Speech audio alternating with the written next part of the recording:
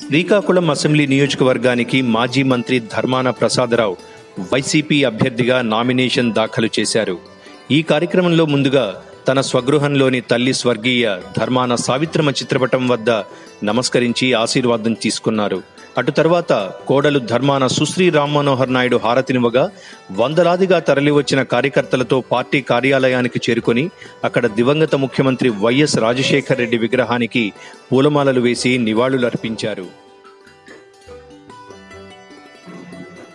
Town hall నుంచి బయలుదేరిన Dharmana rally GT రోడ్డులోకి చేరుకొని అక్కడ నుంచి చిన్న బరాటం వీధి, పొట్టి శ్రీరాములు జంక్షన్, కిన్నెరా జంక్షన్, జిల్లా పరిషత్ జంక్షన్, సంతోషి మాత కోవెల జంక్షన్ మీదుగా వేలాది మందితో ఎక్కడికక్కడ వీధులలో మహిళలు హారతులిస్తూ విజయ కుంకుమలు దిద్దుతూ పూలమాలలు వేసి ఘన స్వాగతం పలికారు.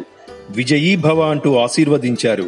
అనంతరం సంతోషి మాత ఆలయం సమీపంలో ఏర్పాటు చేసిన బహిరంగ సభలో ధర్మాన పాల్గొన్నారు. కలెక్టర్ కార్యాలయంలోని ఆర్డీఓ ఛాంబర్ వద్దకు చేరుకుని ఎన్నికల అధికారిగా వ్యవహరిస్తున్న ఎంవి రమణ సమక్షంలో 4 సెట్ల నామినేషన్ పత్రాలను ధర్మాన దాఖలు చేశారు. ఈ కార్యక్రమంలో ధర్మానతో పాటు అంధవరపు వరాహ నరసింహం, ఎంవి పద్మావతి, ఎచ్చెర్ల సూర్యనారాయణ, సింహ రాజశేఖర్ తదితరులు పాల్గొన్నారు. ధర్మాన నామినేషన్ సందర్భంగా శ్రీకాకుళం నగరం జనసంద్రంగా మారిపోయింది. అయితే గార, శ్రీకాకుళం రూరల్ మండలాల నుంచి నామినేషన్ కార్యక్రమానికి తరలివచ్చిన ప్రజలను, వాహనాలను పసగాడ సూర్యనారాయణ మిల్లు జంక్షన్ వద్ద పోలీసులు నియంత్రించారు. నేరుగా పొట్టి శ్రీరాములు జంక్షన్కి వెళ్లనిచ్చేది లేదు అంటూ ఆంక్షలు విధించారు. వాహనాలతో పాటు నడిచి వెళ్దామన్నా కూడా అక్కడి అధికారులు అనుమతించలేదు. అయినప్పటికీ అభిమానంతో వచ్చిన నాయకులు, కార్యకర్తలు ఆ రోడ్డులో నడుచుకుంటూ కలెక్టరేట్ వద్దకు చేరుకొన్నారు. ఈ నేపథ్యంలో కలెక్టరేట్కి వెళ్లే 2 రోడ్లు కూడా ధర్మాన నామినేషన్కి తరలివచ్చే ప్రజలతో కిక్కిరిసిపోయాయి. ఏ జంక్షన్లో చూసినా, ఏ ఇద్దరిని పలకరించినా ధర్మాన నామినేషన్ పైనే చర్చ జరిగింది. ఇక టీడీపీ పని అయిపోయినట్లేనంటూ నామినేషన్కొచ్చిన జనాన్ని చూసి అటు పార్టీ శ్రేణులతో పాటు సాధారణ ప్రజలు కూడా మాట్లాడుకోవడం కనిపించింది. ఏదేమైనా ఈ నామినేషన్ ర్యాలీ వైకాపా శ్రేణులలో నూతన ఉత్సాహాన్ని నింపింది. కొత్తగా పార్టీలో చేరిన వారితో పాటు మొదటి నుంచి ధర్మాన వెంట నడిచిన వారంతా కలిసి ఈ ర్యాలీలో పాల్గొని తమ ఐక్యతను చాటుకున్నారు. ధర్మాన నామినేషన్ ప్రక్రియ ఊహించిన దానికంటే అత్యంత అట్టహాసంగా సాగింది. ఈ కార్యక్రమంలో శ్రీకాకుళం నగరంతో పాటు రూరల్, గార మండలాలకు చెందిన ముఖ్య నాయకులు పడిన శ్రమ ధర్మానపై వారికున్న విశ్వాసాన్ని, నమ్మకాన్ని ప్రతిబింబించేలా చేసింది.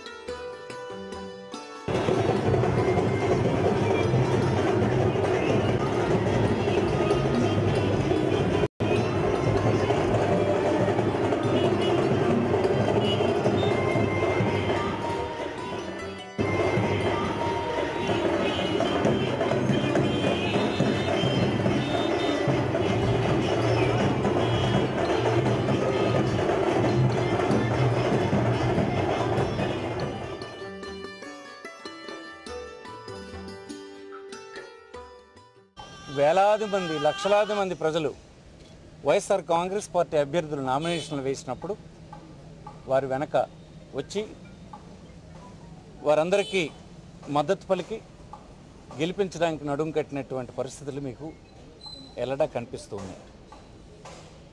నేషనల్ సర్వేలన్నీ చెప్తూ ఉన్నాయి, క్లీన్ స్వీప్ ఈ రాష్ట్రంలో వైఎస్ఆర్ కాంగ్రెస్ పార్టీకి అనుకూలంగా రాబోతుందన్నటువంటిది. అయినప్పటికీ చంద్రబాబు తన చివరి ప్రయత్నాలు చేస్తూనే ఉన్నాడు. మొదట్లో మనం చెప్పినట్టుగానే ఆయన ఎన్నికలు మళ్ళీ నన్ను నమ్మండి అని చెప్పడానికి సాహసించడం లేదు. నా డబ్బు తీసుకొని ఓటు వేయండి, నా డబ్బు ద్వారా నేను కొనుక్కుంటాను ఓట్లు అనే భావనలో ఉన్నాడు. అందుకే నిన్న ఒక మంత్రి, అతని అనుచరులు పెద్ద ఎత్తున డబ్బులు మూటల పంపిణీల్లో పోలీసులకు దొరికినటువంటి సంఘటనలు మీరు చూశారు. అన్నిటికంటే అవమానకరమైంది 29 రాష్ట్రాలు కలిగిన ఈ దేశంలో ఆంధ్రప్రదేశ్ ముఖ్యమంత్రికే ఈ దేశ ప్రధాని వచ్చి ఇంత అవినీతిపరుడు, ఇంత దోపిడీదారు, ప్రజల సంపదని కొల్లగొట్టినటువంటి వాడు ఇంకొకరెవరూ లేరు, అది ఆంధ్రప్రదేశ్లో ఉండే ముఖ్యమంత్రి చంద్రబాబు అని చెప్తే కనీసం మనందరి నాయకుడైనటువంటి చంద్రబాబు, మన ముఖ్యమంత్రి అయినటువంటి చంద్రబాబు నేను ఇలాంటి పని చేయలేదు అని చెప్పలేకపోయినాడు. అదే ప్రధానమంత్రి పక్కనున్న ఒరిస్సాలో ఉన్నటువంటి నవీన్ పట్నాయక్ని అనలేకపోయినారు. అలాగే ఇంకో పక్కన ఉన్నటువంటి మమతా బెనర్జీని అనలేకపోయినారు. ఇటువైపు పంజాబ్ ముఖ్యమంత్రిని అనలేకపోయినారు. ఢిల్లీలో ఉండే కేజ్రీవాల్ని అనలేకపోయినారు. ఒక్క ఆంధ్రప్రదేశ్ ముఖ్యమంత్రికే పెద్ద అవినీతిపరుడని బహిరంగ సభలో చెప్పగలిసినాడంటే ఇతని అవినీతి ఏ స్థాయికి చేరిందో, దేశంలో ఏ ఉన్నత స్థితికి చేరుకుందో పౌరులందరూ అర్థం చేసుకున్నారని, ఈ ఎన్నికల్లో అతను గెలవడం అనేది అసాధ్యం అని అంటున్నారు.